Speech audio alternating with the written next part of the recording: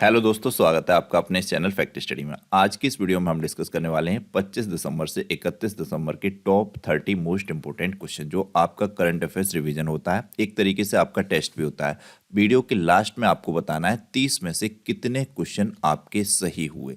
पिछला जो वीडियो डाला था हमने, उसमें कई बच्चों का स्कोर काफ़ी कम था, किसी का 20, किसी का 22, किसी का 23, किसी का 25। हाँ, भारती कश्यप जी का पूरा 30 आउट ऑफ 30 था, जबकि अजय कुमार जी हमारे कंटिन्यूस छात्र हैं, उनका भी कम डाउन स्कोर था। ईसा विश्वकर्मा जी का भी 30 नहीं था, और हमारे अंकित कुमार जी विद्यार्थी हैं, उनका भी नहीं था। शिविन जी का भी नहीं था। कई स्टूडेंट्स हैं जो लगातार हमारे कमेंट करते हैं। शिवानी नेगी जी का भी नहीं था शायद पूरा 30। तो कोशिश कीजिएगा, हम आपसे कहते हैं कि हमारा डेली करंट अफेयर्स जो अपलोड होता है नेक्स्ट एग्जाम पर, उसको आप देखा कीजिए। 15 मिनट का वीडियो होता है, उसको आप सुबह मॉर्निंग में ही अपलोड हो जाता है, देख लीजिएगा। आपको बहुत इंप्रूवमेंट होगा नॉलेज में। उसके साथ ही हम आपको ये रिवीजन वीडियो लाते हैं, मंथली वीडियो भी लाते हैं। इनको आप लगातार इनसे जुड़े रहिएगा, देखते रहिएगा, फिर आपको करंट अफेयर्स का एक भी क्वेश्चन कहीं भी स्किप नहीं होगा। परीक्षा में आप बैठेंगे, आप क्वेश्चन देखते ही आंसर करेंगे, ये मेरी आपसे गारंटी है। बिल्कुल समझिएगा इस चीज़ को, लेकिन आपको जो जो बताया जाए वो कीजिएगा। ये बार बार रिवीजन इसीलिए लाया जाता है क्योंकि इसकी कोई किसी भी दुनिया में कोई शॉर्ट ट्रिक नहीं है। आप कहीं भी ढूंढने जाएं, इसका कोई शॉर्ट ट्रिक नहीं है। इसका एक ही तरीका है, बार बार रिवीजन, बार बार रिवीजन। तो इसीलिए हम आपको ये करवाते हैं। तो वीडियो को पूरा देखिएगा। चैनल को सब्सक्राइब नहीं किया, प्लीज सब्सक्राइब कीजिएगा, बेल आइकन को प्रेस कीजिएगा। जानते हैं आज की इंपोर्टेंट क्वेश्चन क्या है। फर्स्ट क्वेश्चन है हमारा, किस विश्वविद्यालय ने मौलाना अबुल कलाम आजाद ट्रॉफी जीती है। बहुत इंपॉर्टेंट क्वेश्चन है, बार बार एग्जाम में पूछा जाता है, सीटेट में भी ये कई बार पूछा गया है। तो ये मौलाना अबुल कलाम कौन थे? सबसे पहले तो ये आपको पता होना चाहिए, स्वतंत्र भारत के पहले शिक्षा मंत्री थे ये। तो ये मौलाना अबुल कलाम आजाद ट्रॉफी की स्थापना 1956 में हुई थी, आपको पता होना चाहिए, इंपॉर्टेंट है। तो वर्ष 2023 की ये ट्रॉफी दी गई है गुरु नानक देव विश्वविद्यालय को। ऑप्शन सी इसका राइट आंसर है, मोस्ट इंपॉर्टेंट है। ये भारत सरकार के शिक्षा मंत्रालय के द्वारा दी जाने वाली ट्रॉफी है। इतनी जानकारी मिनिमम आपको होनी चाहिए, कहीं से भी कोई भी क्वेश्चन बन सकता है। हाल ही में आई रिपोर्ट के अनुसार दुनिया भर के व्यापार का कितने प्रतिशत सुएज नहर से होकर गुजरता है। ये सुएज नहर काफी इंटरेस्टिंग हिस्ट्री है इसकी। सुएज नहर की कई वर्षों में बनके तैयार हुई, कई विवाद रहे इस पर। तो ये सुएज नहर से जो व्यापार होकर गुजरता है दुनिया भर का, वो 12% गुजरता है। ऑप्शन बी इसका राइट आंसर है। सुएज नहर पर हालांकि मैं पिछले वीडियो में, शुरुआत की वीडियो में कई बार बात करता रहा हूँ। ये बनकर कब तैयार हुई थी, ये क्वेश्चन भी एग्जाम में पूछा जाता है। तो महात्मा गांधी जी की जो डेट ऑफ मतलब ईयर है 1869, उसी वर्ष ये नहर ओपन हुई थी व्यापार के लिए, ये समझ सकते हैं। और नवंबर 1869 में इस मतलब नहर को खोला गया था। और 1869 ही महात्मा गांधी जी की भी आपको पता है ईयर है, 2 अक्टूबर 1869, आप सभी को पता होगा।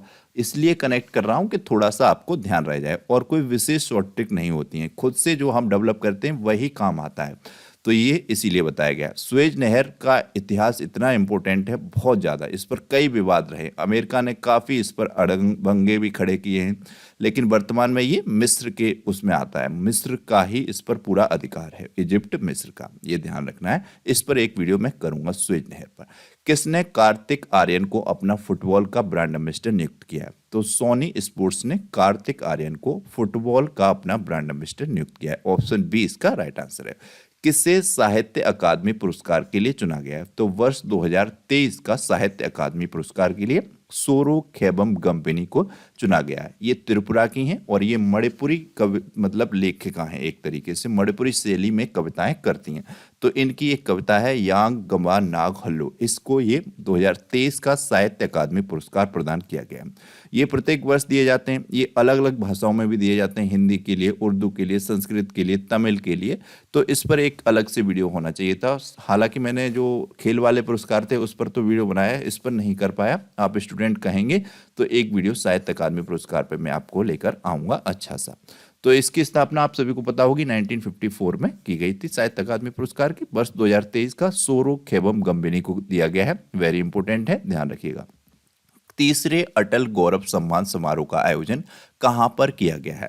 तो तीसरे अटल गौरव सम्मान समारोह का आयोजन नई दिल्ली में किया गया है। अटल बिहारी वाजपेयी से रिलेटेड एक मूवी भी बन रही है, उसमें बहुत ही उम्दा, टैलेंटेड, सुपर टैलेंटेड जो अभिनेता है पंकज त्रिपाठी जी, उन्होंने अभिनय किया है। बहुत ही अच्छी मूवी आएगी, आप सभी देखिएगा। अटल बिहारी वाजपेयी जी का जीवन अपने आप में एक बहुत ही लर्निंग वाला है, तो ये काफी इंपॉर्टेंट रहने वाला है। किस राज्य के मुख्यमंत्री ने अभय हस्तम कार्यक्रम लॉन्च किया है? वेरी इंपॉर्टेंट कार्यक्रम है। जिस तरीके से बिहार का जो मिशन दक्ष कार्यक्रम है उसी तरीके का अभय हस्तम, आप ध्यान रखिएगा, कार्यक्रम। ये दोनों में से एक क्वेश्चन आपको एग्जाम में मिलेगा, या तो अभय हस्तम कार्यक्रम पूछ लिया जाएगा या मिशन दक्ष कार्यक्रम पूछ लिया जाएगा। तो ये मिशन दक्ष तो बिहार का है, ये अभय हस्तम कार्यक्रम तेलंगाना का है। तेलंगाना में अभी कांग्रेस की सरकार बन गई है, रेवंत रेड्डी जी यहाँ के सीएम हैं, ध्यान रखना है। उन्होंने जब सीएम बने थे उसके बाद पहला ही काम ये किया था, तेलंगाना सरकार ने महिलाओं और ट्रांसजेंडर के लिए मुफ्त बस यात्रा शुरू की थी। तो ये पॉइंट भी ध्यान रखना है। कद्दाम प्रसाद को तेलंगाना का नया विधानसभा अध्यक्ष बनाया गया है। दुनिया के पहले 3D मुद्रित मंदिर का उद्घाटन तेलंगाना में किया गया। तो ये तो पॉइंट वेरी वेरी इंपॉर्टेंट है। मंदिरों की विशेष तौर पर अभी चर्चा है, आप सभी को पता होगा, जैसे कि अयोध्या का श्री राम मंदिर, उससे सारी अपडेट आपको रखनी है। मैं उस पर एक वीडियो भी लेके आऊंगा क्वेश्चन के फॉर्म में भी, और लगातार अपडेट भी दूंगा। जैसे कि पहले एग्जाम में क्वेश्चन पूछे जाते थे कि ताजमहल कब बना, किस पत्थर से बना, कितने कारीगर थे, और ये सब चीज़ें पूछी जाती थी। अब आपको पूछी जाएंगी राम मंदिर में कौन सा पत्थर लगा है, राम मंदिर में किस तरीके से इसका निर्णय आया था, इस तरीके के क्वेश्चन आपसे बनने वाले हैं। तो ये आपको समझना होगा। तो ये 3D मुद्रित मंदिर जो है वेरी इंपॉर्टेंट क्वेश्चन है, ध्यान रखिएगा, तेलंगाना में बना है। प्रधानमंत्री मोदी जी ने तेलंगाना में रामागुंडम एनटीपीसी परियोजना का भी उद्घाटन किया है। पूछा जाएगा रामागुंडम एनटीपीसी परियोजना किस राज्य से संबंधित है? तेलंगाना से। तो ये ध्यान रखना है। ये सभी पॉइंट प्लीज आप वीडियो को पॉज किया कीजिए और 5 या 10 सेकंड में एक बार पढ़ लिया कीजिए। जब आपको बार बार मिलेंगे ये पढ़ने को, फिर आप एक भी बार इनको नहीं भूलेंगे। इनसे ही आपको क्वेश्चन मिलने वाला है एग्जाम में।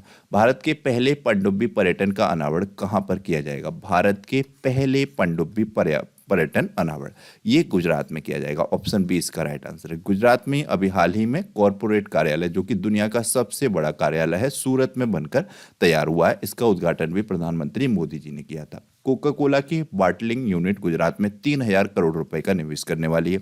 ये घोल फिश है, ये गुजरात की स्टेट फिश घोषित कर दी गई है। ये वेरी इंपॉर्टेंट है, पूछा जाएगा गुजरात की स्टेट फिश का नाम क्या है? तो ये घोल फिश को घोषित किया गया है। गुजरात का पहला रेल कोच रेस्टोरेंट राजकोट में खोला गया। प्रधानमंत्री मोदी जी ने स्टीम इंजन वाली गुजरात की हेरिटेज ट्रेन का भी शुभारंभ किया है, वेरी इंपॉर्टेंट।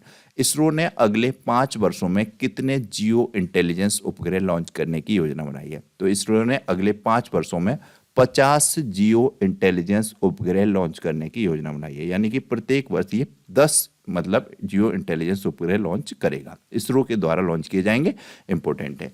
किस देश के राष्ट्रपति ने ब्रिक्स में शामिल होने के निमंत्रण को अस्वीकृत कर दिया? ब्रिक्स काफी इंपॉर्टेंट है, इस पे मैंने एक अलग से वीडियो भी किया था जब पाकिस्तान ने इस पर पहल जताई थी कि वो शामिल होना चाहता है ब्रिक्स में।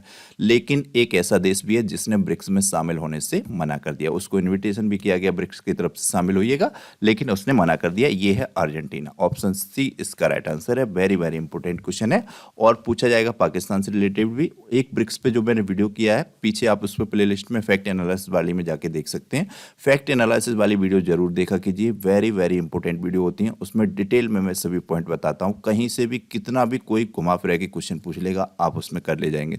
साथ ही कुछ ऐसी चीजें मैं भी बताता हूं जिससे कि आप अपने पर्सनैलिटी को भी निखार सकते हैं।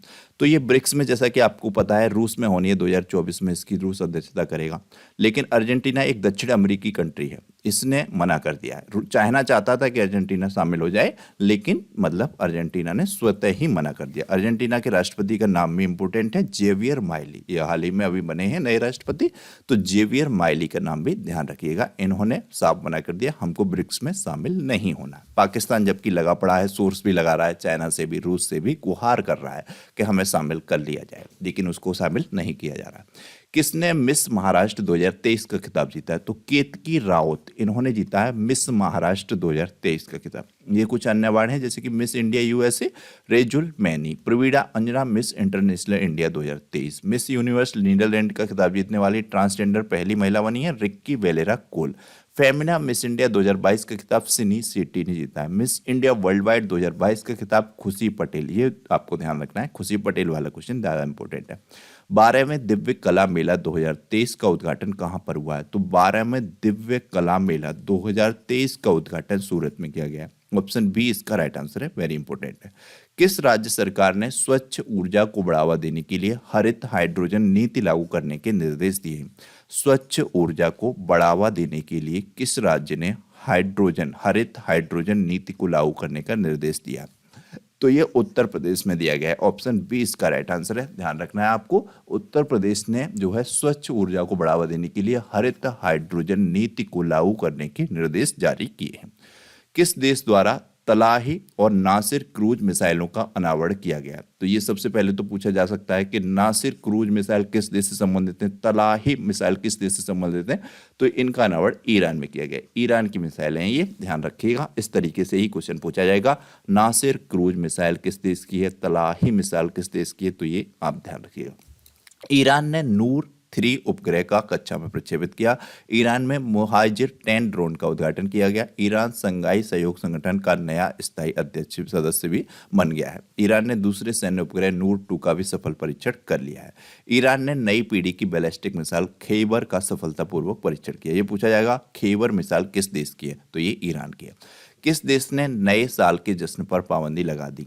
तो ये पाकिस्तान ने, इन्होंने नए साल के जश्न पर पाकिस्तान में पाबंदी लगा दी। ये कुछ इन्होंने कहा कि जो इजराइल और फिलिस्तीन का युद्ध चल रहा है, फिलिस्तीन में काफ़ी लोग मारे जा रहे हैं, उसको दिखाते हुए इन्होंने ये फैसला लिया है। तो हालांकि ये अब इनकी समझ है क्या मतलब है नए साल पर पाबंदी लगाने का। पाकिस्तान ने आधिकारिक तौर पर ब्रिक्स की सदस्यता के लिए आवेदन किया। जैसा कि पीछे मैंने बताया, पाकिस्तान चाहता है ब्रिक्स में शामिल होना, लेकिन अर्जेंटीना ने ब्रिक्स में शामिल होने को मना कर दिया। पाकिस्तान के स्टार्टअप सी गार्ड ने सीरीज जलवायु नवाचार प्रतियोगिता जीती। काजी फैज ईसा पाकिस्तान के 29वें मुख्य न्यायाधीश बने। जैसे कि हमारे यहाँ मुख्य न्यायाधीश हैं, आपको पता है चीफ जस्टिस चंद्रचूड़ जी, उसी तरीके के पाकिस्तान के न्यायाधीश 29 में बन गए काजी फैज ईसा। किसी को पता है भारत के चंद्रचूड़ जी कौन से में नंबर के मुख्य न्यायाधीश हैं? प्लीज कमेंट बॉक्स में बताइएगा। पिछले वीडियोस में भी मैंने इस क्वेश्चन का जिक्र किया हुआ है, तो बताना है आपको। वर्तमान में जो भारत में चंद्रचूड़ जी हैं चीफ जस्टिस, वो कौन से में नंबर के हैं? जैसे कि पाकिस्तान में ये 29वें मुख्य न्यायाधीश बने काजी फैज ईसा, तो इनका भी नाम ध्यान रखना है। कुछ भी कहीं से भी पूछा जाता है, आपको पता है एग्जाम में, क्योंकि बच्चे होते हैं बहुत, 10,000 बच्चों के लिए 10 लाख फॉर्म पढ़ते हैं, तो उनको अपने फिल्टर तो लगाने ही होते हैं। तो किस तरीके से लगाएंगे, कठिन से कठिन क्वेश्चन पूछेंगे। तो इसीलिए हम आपके लिए ये सब वीडियो और ये सब पॉइंट और साथ में फैक्ट एनालिसिस वीडियो पूरी तरीके से बहुत अच्छे से तैयारी कराने का प्रयास रहता है। पाकिस्तान करतारपुर कॉरिडोर में थीम पार्क विकसित करने की भी योजना बना रहा है, तो ये ध्यान रखना है। ईस्टर्न राजस्थान कैनल प्रोजेक्ट पर राजस्थान और किस राज्य के बीच सहमति हुई है? तो ईस्टर्न राजस्थान कैनल प्रोजेक्ट है, इसमें राजस्थान और मध्य प्रदेश की मध्य सहमति हुई है। ऑप्शन बी इसका राइट आंसर है। हाल ही में अंतर्राष्ट्रीय महामारी तैयारी दिवस कब मनाया गया? तो ये दिसंबर माह में मनाया जाता है, 27 दिसंबर को ये मनाया गया है अंतर्राष्ट्रीय महामारी तैयारी दिवस।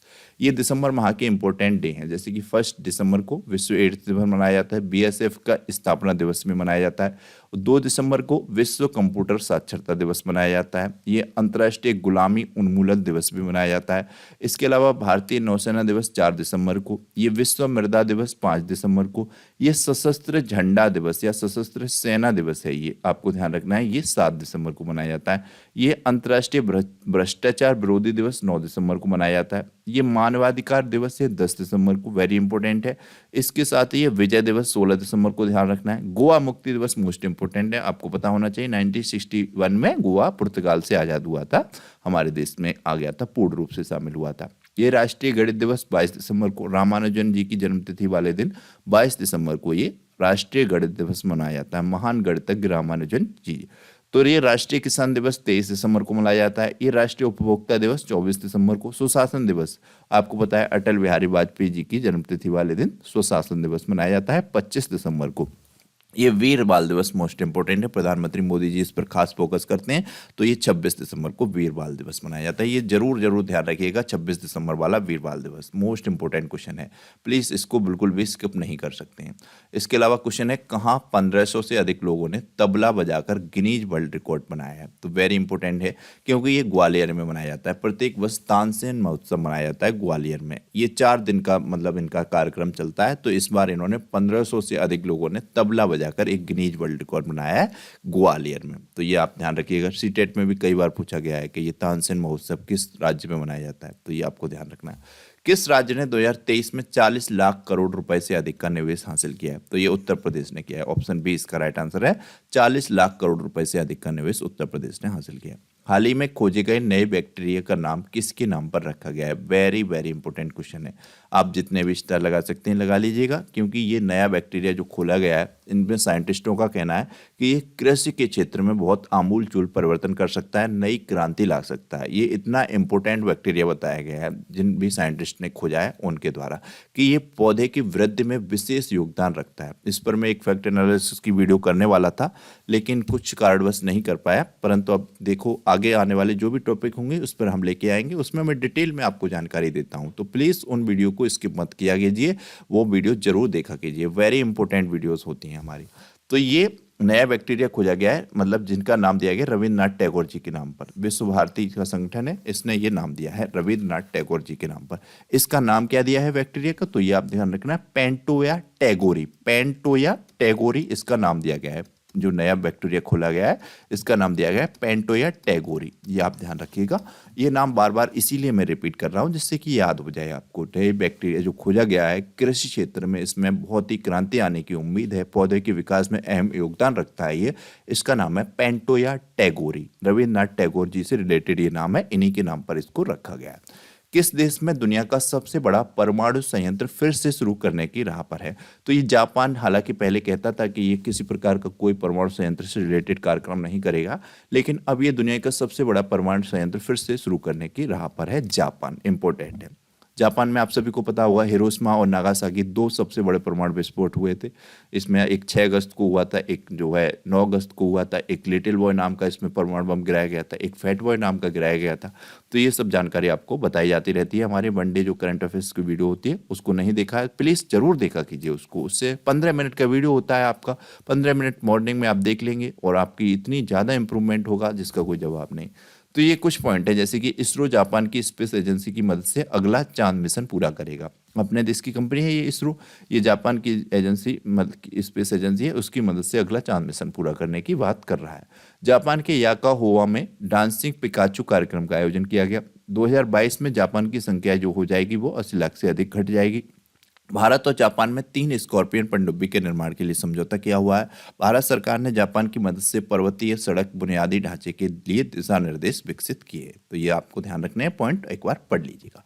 भारत और किस देश ने कुडनकुलम परमाणु संयंत्र के विस्तार के लिए समझौते पर हस्ताक्षर किए, तो ये भारत और रूस ने किए हैं। ऑप्शन सी इसका राइट आंसर है, भारत और रूस ने कुडनकुलम परमाणु संयंत्र के विस्तार के लिए हस्ताक्षर किए हुए हैं। भारत ने रूस से S-400 मिसाइल स्क्वाड्रन खरीदे, हालांकि इसकी डील में भी अभी पूर्ण रूप से भारत को ये मिसाइल्स नहीं मिल पाए, काफी चल रहा है संघर्ष। इस पर एक मैंने वीडियो किया था, क्या भारत और रूस की दोस्ती आज के समय में एक मजबूरी बन गई है और क्यों भारत अब अमेरिका की तरफ रुख कर रहा है। लेकिन उसके बावजूद भी रूस ने कभी भी भारत की किसी प्रकार की आलोचना नहीं की। तो उस वीडियो को जरूर देखेंगे, वो वीडियो काफ़ी इंपॉर्टेंट है, उसमें समझ में आएगा भारत और रूस की मतलब जो दोस्ती है वर्तमान में किस तरीके के संघर्ष में चल रही है। तो ये मिसाइल और भी उसमें बताया है कौन कौन से रक्षा सौदे हैं भारत के रूस के साथ, सब पे मैंने बात की है। रूस ने परमाणु ऊर्जा वाली महाशक्तिशाली मिसाइल सेविन बनाई है।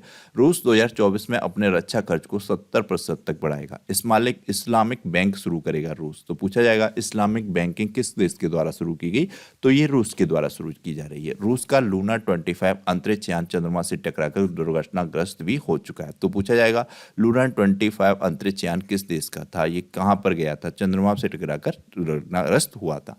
भारत ने किस देश से खरीदे गए कच्चे तेल के लिए रुपयों में भुगतान किया, तो अभी हाल ही में भारत पहली बार एक यूएई के साथ रुपए में भुगतान करके इन्होंने कच्चा तेल खरीदा है। ये आपको ध्यान रखना है, इंपॉर्टेंट है। मोबाइल फोन कंपनी टेक्नो ने किसे अपना ब्रांड एम्बेसडर बनाया है, तो टेक्नो ने अभी हाल ही में दीपिका पादुकोण को ब्रांड एम्बेसडर बनाया है। अभी हाल ही में ये हुंडई की भी ब्रांड एम्बेसडर बनी है, बिस्लरी कंपनी की भी ब्रांड एम्बेसडर बनी है, टेक्नो की भी ब्रांड एम्बेसडर बनी है।